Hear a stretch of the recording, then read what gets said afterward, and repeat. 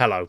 The worlds of Warhammer have long drawn inspiration from the movies, but there's perhaps no Games Workshop game that wears its cinematic influences on its sleeve quite so clearly as 1988's car combat classic, Dark Future. If you can bring yourself to imagine Mad Max merged with RoboCop and The Running Man and classic cyberpunk literature, 2000 AD comics, Judge Dredd, and buckets full of Hot Wheels and Matchbox toy cars, then you are partway through understanding what this game is all about. For Games Workshop, this was briefly the third core system in their lineup, alongside Warhammer Fantasy and Warhammer 40k. It was perhaps best known for its incredible world building and series of amazing novels. But despite its short life, this thing was built to go first. I'm Jordan, this is Jordan Sorcery, and today we're racing through the history of Dark Future.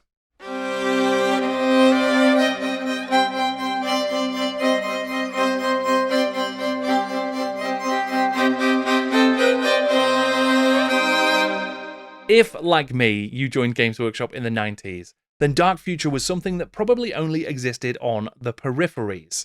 It was whispered in the dark recesses of veterans' games nights, or at the back of the coach on the way to Games Day.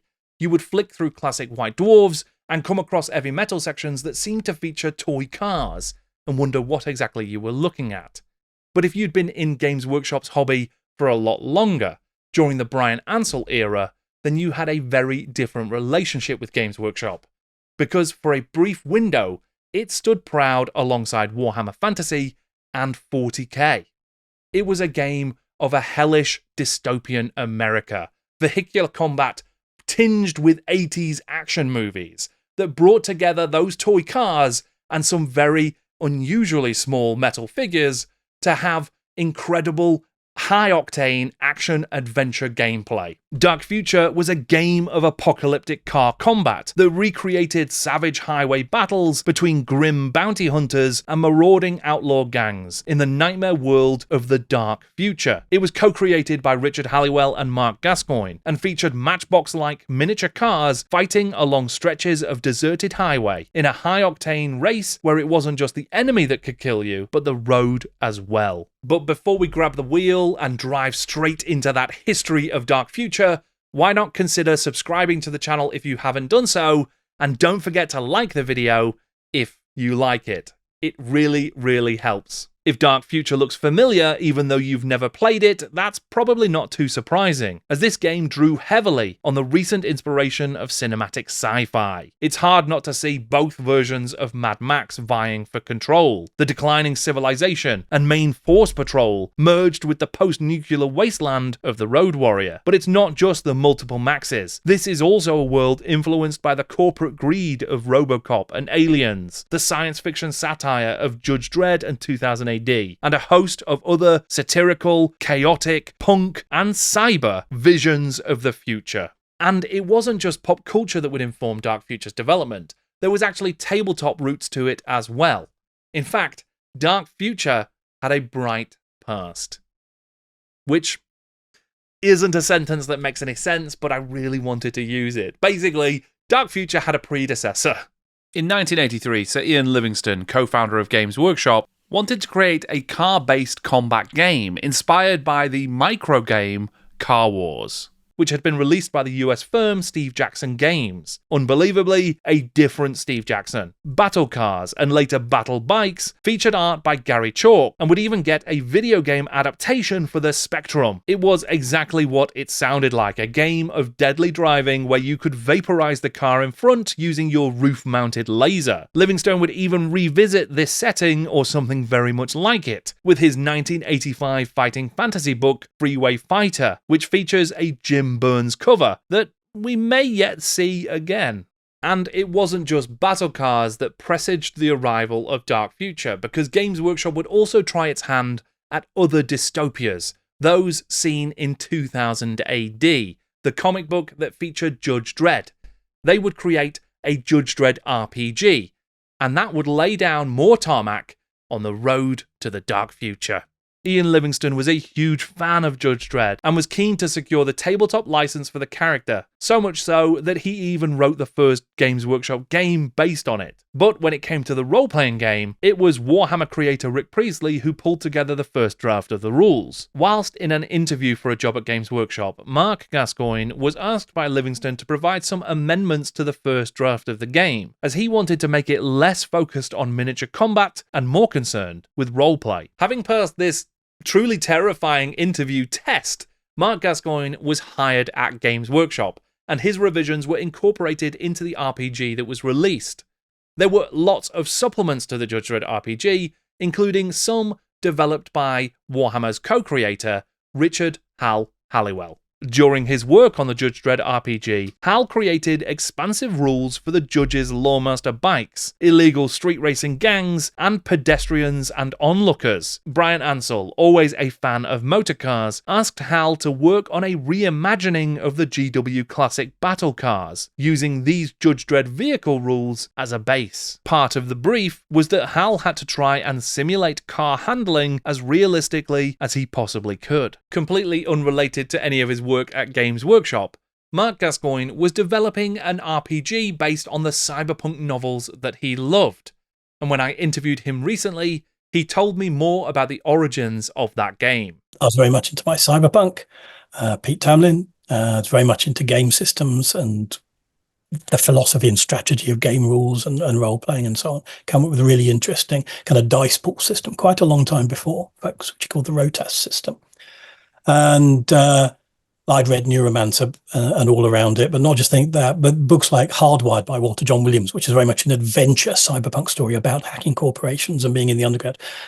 Neuromancer itself is a bit airy-fairy, and it's a proper work of sci-fi literature, whereas the Walter John Williams Hardwired, and even Paul Theroux's Ozone, which is just about corporate enclaves and the battles between corporations, they are actually far more gameable. So we wrote this thing up, and everyone was very excited. As we were moving to Nottingham, pottering away on it, and I did a pitch on it, and it was just full of quotes from William Gibson. The opening of Neuromancer, "The sky above the port was like a television tuned to a dead channel," classic line. And I put that at the start, and Halliwell ran over and said, "Oh, this is brilliant! What is this? Is this? And you're going to work on this?" And so, lot of support there. Mad Max, having inspired Car Wars and Battle Cars and half a dozen other similar sort of systems, really was, it's a real tropey node point of that particular imagery. It wasn't quite cyberpunk, it's more post-apocalyptic. So there was a thought that, well, we're not going to do this Dark Future game, but could we build all that around it to give it more of a personality? As Games Workshop had begun moving away from publishing RPGs, they rejected Marc Gascoigne's as yet untitled game and its world.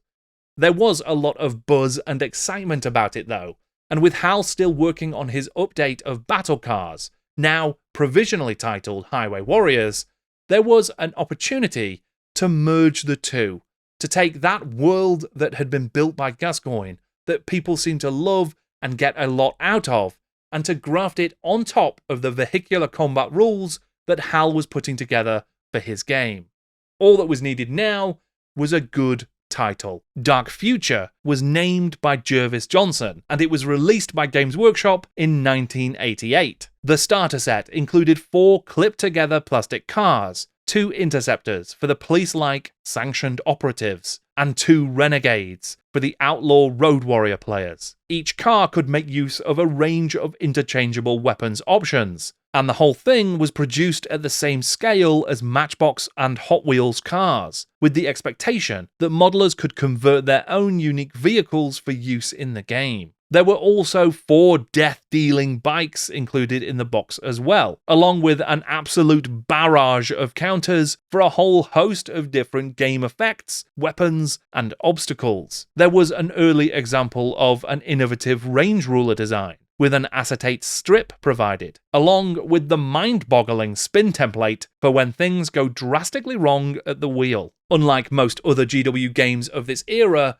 it was not played on a wide open field. Instead, it was played on a very restricted road. The 12 feet of highway track was included in the game box and came in 8 straight sections, 3 corners, and 3 bends. It was illustrated by Battle Cards veteran Gary Chalk, and with the exception of its tendency to warp up at the edges if you store it in the attic for 25 years, it's a great feature of the game. All of the base game action takes place on the track, with vehicles vying for position, moving between lanes, and having to avoid obstacles like crashed cars and oil slicks. Plus, if you try to take corners too quickly, then you risk a catastrophic crash into the dirt. The scenarios might call for a specific track layout, but most games would take place on a rolling randomized road, with old pieces removed from the back and new pieces added at the front as the cars drove ever onwards.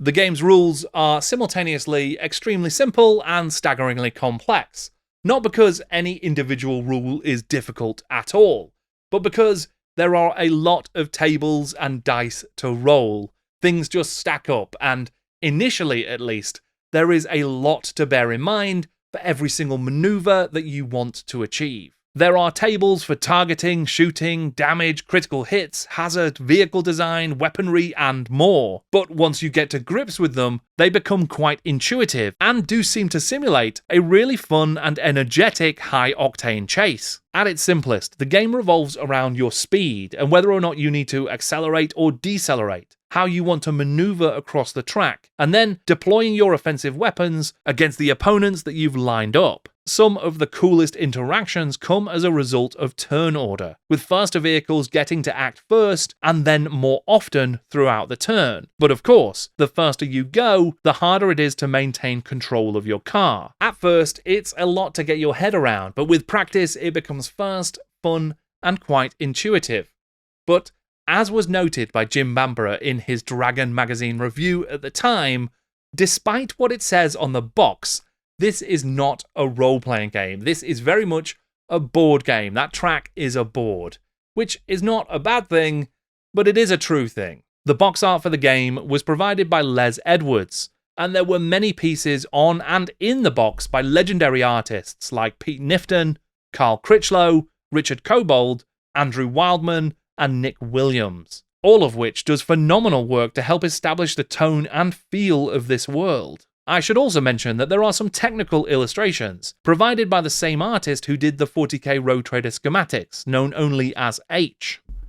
H was in reality Nicholas Coleman, a talented illustrator responsible for some of the most innovative visuals in Games Workshop's sci-fi worlds. As you might expect from a board game that had an entire RPG just poured into its box, the world building of this game is second to none. Making use of in-world news articles and news bulletins, a device that would also be used to amazing effect in White Dwarf, this builds an incredible dark future setting, and the manual tells the story of a nightmarish future. How political corruption, devastating wars, corporate greed, and mass pollution have joined the ravages of climate change in turning the center of the United States into an arid, dangerous desert, where the only law is provided by privatized police, and there are constant high-speed battles on the sun-scorched highways. Oh, and the manual features an ace cover by Jim Burns that I could swear I've seen somewhere before. Although the base game was focused around cars and bikes,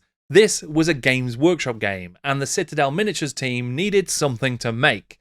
So, in the oil derricks of the dark future, there will be lead. A range of pedestrians, gangers, and sanctioned ops human miniatures were produced at around a 20mm scale. That seems to be because that puts them at a closer scale to the matchbox cars. Though, if truth be told, they still look grotesquely massive next to the plastic cars and bikes from the main box. Fortunately, the range featured the full gamut of post-apocalyptic cyberpunky types, with punk gangers, shifty hobos, and oppressive operatives available to buy. There were also metal bikes, trikes, and alternative drivers produced as well. Perhaps most noteworthy for me is the wonderfully gross Dirty Santa, a miniature that I regularly compare to Dan Aykroyd at his lowest ebb in Trading Places, and which was sculpted by Bob Naismith as a Christmas limited edition. The world of Dark Future proved incredibly popular amongst members of the Citadel design studio, not least when it came to live-action role-playing.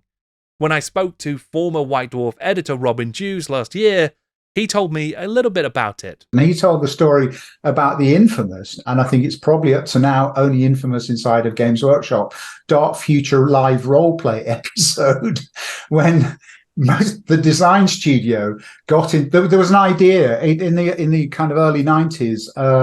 What was it? Paintball. Paintball was becoming popular, and Brian had this idea. Said, "Oh, we could do a Games Workshop or Citadel paintball thing and make some money, a little business." Because Brian was like a spinning wheel that threw off sparks of ideas, some of which caught fire and some of which didn't. Warhammer Records, and anyway, like a paintball. And so, of course, that what could go wrong? So the studio got together, got a load of paintball guns, kitted themselves out in Dark Future costumes, leather jackets, spikes, hoods, and all the rest of it, got into a couple of coaches and drove up to some woodland in Yorkshire and started running around with paintball guns, shooting each other in kind of slightly chaotic fashion.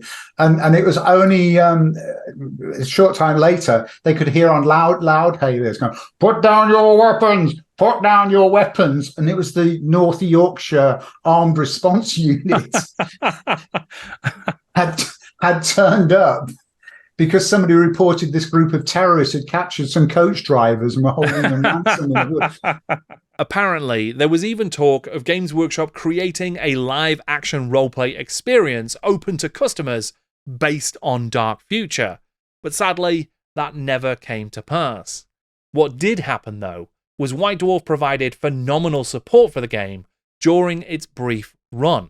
There were rules for pedestrians which made use of those Citadel miniatures. You could introduce adverse weather. There was a whole set of campaign rules that allowed for career experience and progression, as well as becoming a famous rogue or operative. There were loads of heavy metal, painting and conversion guides as well, each demonstrating the incredible potential of the Dark Future game. Plus, there was even a Dark Future themed issue of Carl Critchlow's classic White Dwarf comic strip, Thrud the Barbarian. An advanced rules supplement for the game was released in the winter of 1988, called White Line Fever. Featuring another great cover by Les Edwards, White Line Fever included some rules that were originally designed for the base game, but which had to be left out due to space limitations. There were also rules revisions based on feedback, and other new stuff that was created just because it was cool. 3-wheeled trikes were added to the game, along with advanced maneuvers and plenty of new weapons and gear options for creating more detailed and sophisticated cars. The game also seemed to fuel the mind and spark the paintbrushes of many hobbyists during its run. In fact, there was even a dedicated Golden Demon category as well. There are so many great examples of top quality Dark Future miniature painting and modelling, and all these amazing heavy metal examples demonstrate some of the amazing potential of the form. There was another expansion release for the game as well, but this one was a little underwhelming. It was just an extra box of cars and bikes. Battle Cars included another full set of Interceptors, Renegades, and bike sprues from the original game box, doubling the number of options that players had available. The name was, of course, a reference to that earlier Games Workshop game, completing the circuit of HAL's original brief to revive the Livingston classic. But Dark Future didn't just live on the tabletop. Instead, it lived on bookshelves as well. And there was an injection of nitrous oxide in 1990 when GW Books started publishing its first set of fiction set in the Dark Future. GW Books was another late 80s experiment for Games Workshop, created at the behest of owner Brian Ansell, who wanted to see real novels by real novelists set in his beloved domains. There would be short stories and novels published for both Warhammer Fantasy and Warhammer 40k, but some of the most fondly remembered fiction is that which explored the world of Dark Future. A fiction anthology called Route 666 further established the cross between Mad Max Road Wars and cyberpunk genetic modification, along with a hint of the occult, and the Demon Download Cycle, written by Kim Newman under his Jack Yeovil pseudonym, further unpacked the eldritch aspects of the Dark Future universe, introducing demonic entities, mind control, and other arcane horrors. The core rulebook for Dark Future hadn't leaned too far into that otherworldly aspect of the setting, but there was the potential for it. In fact, The back of the rulebook even featured miniatures for a chaos cult. Marc Gascoigne confirmed to me that in his original plan, there would have been even more to this supernatural component of the world. We did talk in early meetings about whether it was going to have tiny secret links to Warhammer. Right. I really wanted to, because again, we'd done 40k by that point, at least Rogue Trader, and we'd done, obviously Warhammer was its second edition, already cleaning up for potential for third. We plastered this stuff in. We decided that there would be one reference in one bit of color text to a cult somewhere out in the desert that was doing something. And I think it refers to a symbol that if you think about it, it's a corn symbol. Right. But that was it. With the shuttering of GW Books in 1991, the final novel in the Demon Download cycle was cancelled, and despite Kim Newman returning to the franchise to expand his Route 66 short story into a full-length novel for publisher Boxtree, the cycle remains incomplete even to this day. Fortunately, Newman has shared a few hints with me about what might have come next. That was the one where we had a whole plan of where it was going to go, and then the line was cancelled before we got there. And then they reissued changing the dates, and that screwed up, so we could never do the finale, which was predicated upon it taking place on the New Year's Eve 2000. And simply by shifting the action of the earlier books forward, that meant we couldn't do the last novel in the series, which is a shame, because I remember that was a whole lot of fun. Again, that was the game was very, very thin. There was very little to it. And it started out, obviously, when they pitched the game, it was Mad Max 2. And then at some point they pivoted to Blade Runner. And so you have these two actually irreconcilable visions of the future as part of it. And my vision was much more of a sort of Lovecraftian incipient chaos version of the world, and slightly grayer than because the thing about Warhammer is it's a game. You don't want nuance in a game. You know, you want to be able to win a game, and I think the thing is, in stories you can't. Yeah, even happy endings aren't victories. Intriguingly, in a post on Blue Sky, James Wallace, the former head of Hogshead, the company that managed to keep Warhammer Fantasy Roleplay alive during the 90s, talked about a plan that didn't work out that would have seen Dark Future published as a dedicated RPG. Back in the 90s, Hogshead negotiated with GW for the rights to do a Dark Future RPG, based on the Marc Gascoigne original concepts. But we wanted the rights to reprint the novels as part of it, and GW said no. Still regret that it didn't happen. Despite that devastating could have been, there would eventually be reprints of those novels. We just had to wait a little bit. After Boxtree stopped issuing GW books in 1995, Dark Future stayed in neutral for several years, until Games Workshop once again fired up its fiction publishing engine. In addition to the Black Library, Games Workshop created a publishing imprint for non-Warhammer or 40k genre fiction in 2003 called Black Flame. Much of the material published was tie-in fiction for horror movies, with successful series like Friday the 13th and Twilight Zone. But in amongst them, there were also a new run of Dark Future novels. Launching with a brand new book, Dave Stone's Golgotha Run, the line would feature republished Jack Yovo classics like Demon Download and Crocodile Tears, along with new titles set in the Dark Future, written by James Swallow and Stuart Moore. In order to make the books feel more contemporary, the timeline of the world was updated, despite the fact that ages, pop culture references, and the inclusion of characters like Elvis Presley made a little less sense as a result. In any case, after 2 years and 8 books, the Black Flame line of Dark Future titles came to a close with another Jack Yovo re-release, though still, for the third time, without completing the Demon Download cycle. And that just really grinds my gears. It's been almost 20 years since the last Dark Future novel was published, and even longer since the game crashed and burned on the tabletop.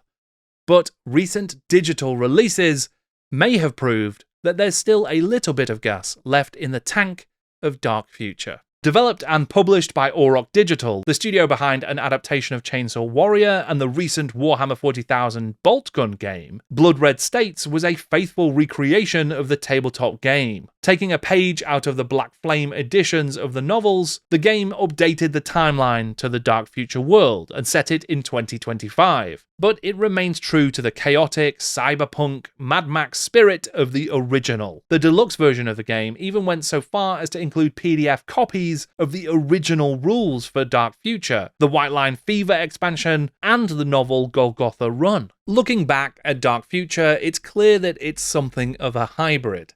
There is this intricate, complex, very fun once you get your head around its system, the engine that was built by Hal, and wrapped around that, the sleek bodywork of a setting designed by Marc Gascoigne that is incredibly immersive and full of rich potential for stories. But they are both different games, really.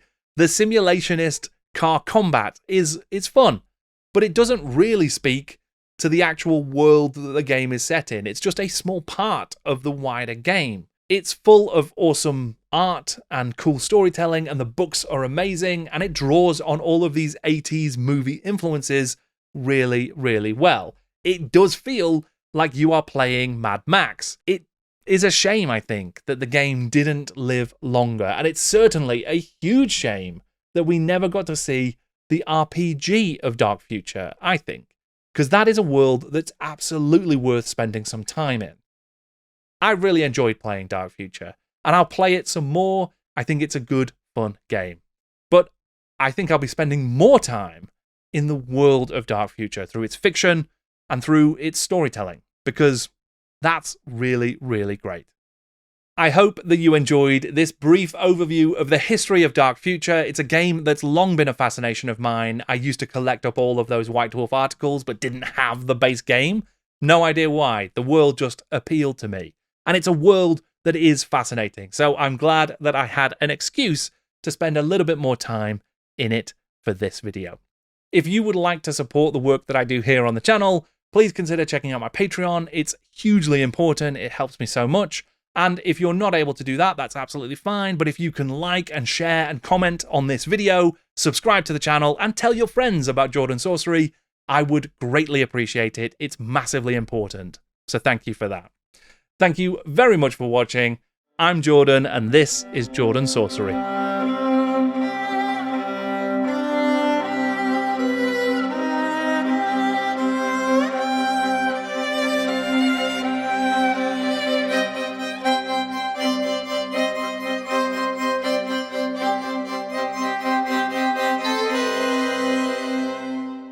Come on, Martha. Where we're going, we don't need roads. We're going to the living room.